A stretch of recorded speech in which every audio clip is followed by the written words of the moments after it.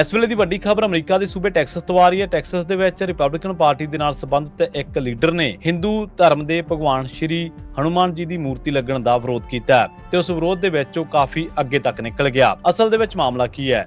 Texas ਦੇ ਵਿੱਚ ਭਗਵਾਨ ਸ਼੍ਰੀ ਹਨੂਮਾਨ ਜੀ ਦਾ 90 ਫੁੱਟ ਉੱਚਾ ਜਿਹੜਾ ਸਟੈਚੂ ਲੱਗਣ ਜਾ ਰਿਹਾ ਸੀਗਾ। ਇਸੇ ਦਰਮਿਆਨ ਅਲੈਗਜ਼ੈਂਡਰ ਡਨਕਨ ਜਿਹੜੇ ਕਿ ਜੀਓਪੀ ਦੇ ਲਈ ਵੀ ਰਨ ਕਰ ਰਹੇ ਨੇ ਤੇ ਰਿਪਬਲਿਕਨ ਪਾਰਟੀ ਦੇ ਵਿੱਚ ਖਾਸਾ ਵੱਡਾ ਕੱਦ ਰੱਖਦੇ ਨੇ ਸਿਆਸੀ ਤੌਰ ਤੇ, ਉਹਨਾਂ ਨੇ ਸੋਸ਼ਲ ਮੀਡੀਆ ਪੋਸਟ ਪਾ ਕੇ ਇਸ ਦਾ ਵਿਰੋਧ ਕੀਤਾ ਤੇ ਉਹਨਾਂ ਨੇ ਕਿਹਾ ਵੀ ਅਮਰੀਕਾ ਜਿਹੜਾ ਇੱਕ ਮੁਲਕ ਆ ਉਹ ਕ੍ਰਿਸਚੀਅਨ ਮੁਲਕ ਆ ਤੇ ਇੱਥੇ ਕ੍ਰਿਸਚੀਅਨ ਮਾਨਤਾਵਾਂ ਨੂੰ ਜਿਹੜੀ ਮਾਨਤਾ ਉਹ ਦਿੱਤੀ ਜਾਣੀ ਚਾਹੀਦੀ ਹੈ ਤੇ ਕਿਸੇ ਹੋਰ ਧਰਮ ਦੇ ਭਗਵਾਨ ਦੀ ਏਡੀ ਉੱਚੀ ਮੂਰਤੀ ਜਿਹੜੀ ਆ ਉਹ ਨਹੀਂ ਲੱਗਣੀ ਚਾਹੀਦੀ।